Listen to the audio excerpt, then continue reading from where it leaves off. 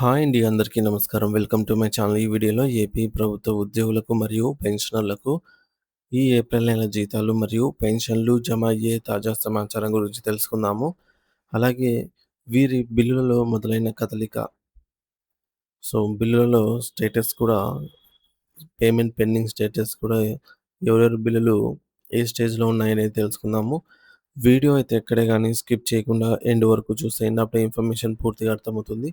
అలాగే వీడియో చూస్తున్న ప్రతి ఒక్కరు లైక్ చేయండి ఫ్రెండ్స్. ఈ వీడియోని తోటి ఉద్యోగ పెన్షన్ మిత్రులతో అయితే షేర్ చేయండి.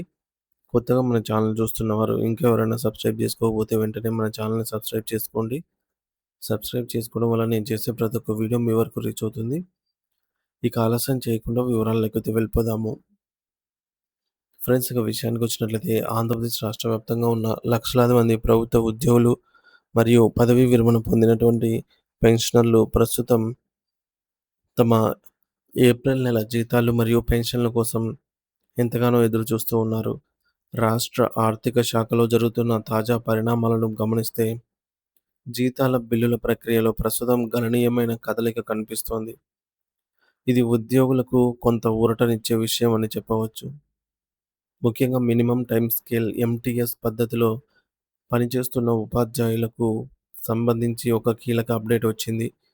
వారి మార్చి నెలకు సంబంధించి జీతాల బిల్లులు ఇప్పటికే బ్యాంకింగ్ లావాదేవీల వ్యవస్థ అయినటువంటి ఈ-కుబేర్‌లోకి బదిలీ చేయబడ్డాయి. ఈ ప్రక్రియలో భాగంగా కొంతమంది ఎంటీఎస్ ఉపాధ్యాయుల బిల్ స్టేటస్, పేమెంట్ స్టేటస్ పరిశీలించగా అక్కడ సక్సెస్ అని చూపిస్తోంది. అంటే వారి ఖాతాల్లోకి నగదు జమ కావడానికి మార్గం సుగమం అయ్యింది అని అర్థము.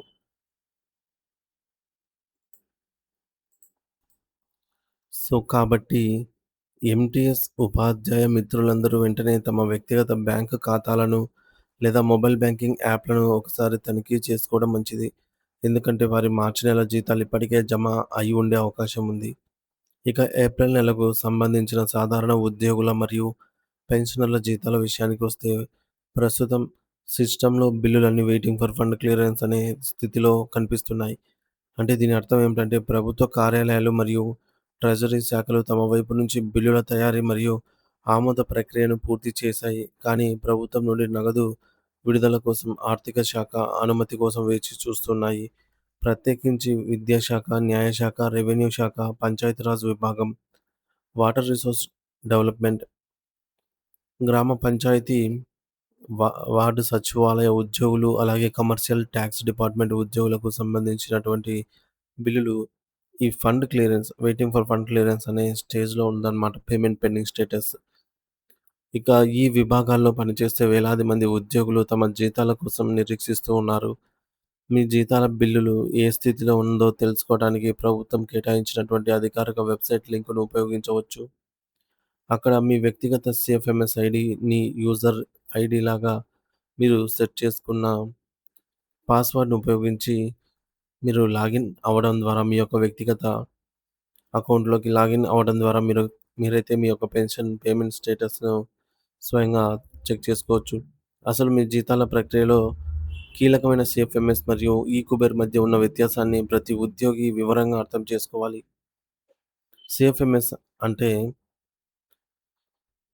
ఇది ఆంధ్రప్రదేశ్ ప్రభుత్వం సొంతంగా నిర్వహిస్తున్న ఒక అంతర్గత ఆర్థిక సాఫ్ట్‌వేర్. ఈ వ్యవస్థ ద్వారానే ప్రతి నెల ఉద్యోగుల యొక్క వివరాలు నమోదు, జీతాల బిల్లుల తయారీ, బడ్జెట్ నియంత్రణ మరియు ట్రెజరీ అధికారుల ఆమోదం వంటి 5 రకాల కీలకమైన పరిపాలనా పనులు జరుగుతాయి. సరళంగా చెప్పాలంటే ఇది ఒక లెక్కల పుస్తకం వంటిది. ఇక్కడ డబ్బులు ఎవరికి ఎంత ఇవ్వాలో నిర్ణయించబడుతుంది. ఈ ప్రక్రియ అంతా పూర్తయ్యాక బిల్లులు ఆమోదం పొంది తదుపరి దశకు చేరుకుంటాయి. ఇక రెండవది మరియు అత్యంత ముఖ్యమైనది ఈ-కుబేర్. ఇది భారత రిజర్వ్ బ్యాంక్ (ఆర్‌బీఐ) చేత నిర్వహించబడేటటువంటి ప్రధాన బ్యాంకింగ్ ప్లాట్‌ఫామ్.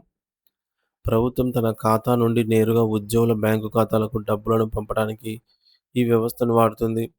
సీఎఫ్ఎంఎస్ అనేది కేవలం బిల్లుల ఆమోదం కోసం అయితే, ఈ-కుబేర్ అనేది అసలు సిసలైన డబ్బులు బదిలీ చేసేటటువంటి యంత్రాంగం. సీఎఫ్ఎంఎస్ నుండి బిల్లులు ఆమోదం పొంది ఈ-కుబేర్‌లోకి వెళ్ళిన తర్వాత, అక్కడ ప్రతి బిల్లుకు ఒక బ్యాచ్ నంబర్ అనేది కేటాయించబడుతుంది. ఆ బ్యాచ్ నంబర్ జనరేట్ అయిన తర్వాత మాత్రమే రిజర్వ్ బ్యాంక్ నుండి వాణిజ్య బ్యాంకులకు నిధులు మళ్లించబడతాయి. అప్పుడే మీ ఫోన్‌కు సాలరీ క్రెడిటెడ్ అనే సందేశం వస్తుంది. ప్రస్తుత క్యాలెండర్ ప్రకారం ఏప్రిల్ జీతాల జమలో కొన్ని సాంకేతిక మరియు సెలవుల ఇబ్బందులున్నాయి.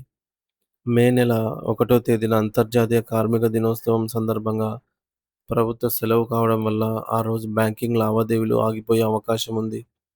అలాగే మే 3వ తేదీ ఆదివారం కావడంతో ఆ రోజు గూడా సెలవు ఉంటుంది. ఈ క్రమబద్ధమైనటువంటి సెలవుల కారణంగా ఏప్రిల్ నెల జీతాలు మరియు పెన్షన్లు పూర్తిగా ప్రాసెస్ అయ్యి అందరి ఖాతాల్లో నగదు జమ కావడానికి మే 2వ తేదీ లేదా మే 4వ తేదీ శనివారం వరకు సమయం పట్టే అవకాశం ఉంది. ఈ 2 రోజుల్లోనే అత్యధిక శాతం మంది కి నగదైతే అందుతుందని ఆర్థిక వర్గాల సమాచారము. కావున ఉద్యోగులు మరియు పెన్షనర్లు ఈ విషయాన్ని గమనించి తమ ఆర్థిక ప్రణాళికను ఆ ప్రకారంగా సిద్ధం చేసుకోవాలని సూచించడమైనది. ప్రభుత్వ నిధులను విడుదల చేసిన వెంటనే ఈ కుబేర్ ద్వారా చెల్లింపులు వేగవంతమవుతాయి. కాబట్టి ఆందోళన చెందకుండా వేచి చూడటం అనేది ఉత్తమం. సో, ఇది ఫ్రెండ్స్ ఇప్పటివరకున్న జీతాలు, పెన్షన్ బిల్లుల తాజా సమాచారము. సో, ఎప్పటిలాగే ఏప్రిల్ నెలకు సంబంధించి కూడా జీతాలు, బిల్లులు పూర్తి స్థాయిలో జమయ్యే వరకు బిల్లులలో కదలికను బట్టి ఎప్పటికప్పుడు తాజా సమాచారాన్ని మన ఛానల్ ద్వారా అందిస్తూనే ఉంటాను. ఇంకా ఎవరైనా మన ఛానల్‌ని సబ్స్క్రైబ్ చేసుకోకపోతే వెంటనే సబ్స్క్రైబ్ చేసుకొని అప్డేట్స్ అయితే ఫాలో అవుతూ ఉండండి. Thank you for watching this video.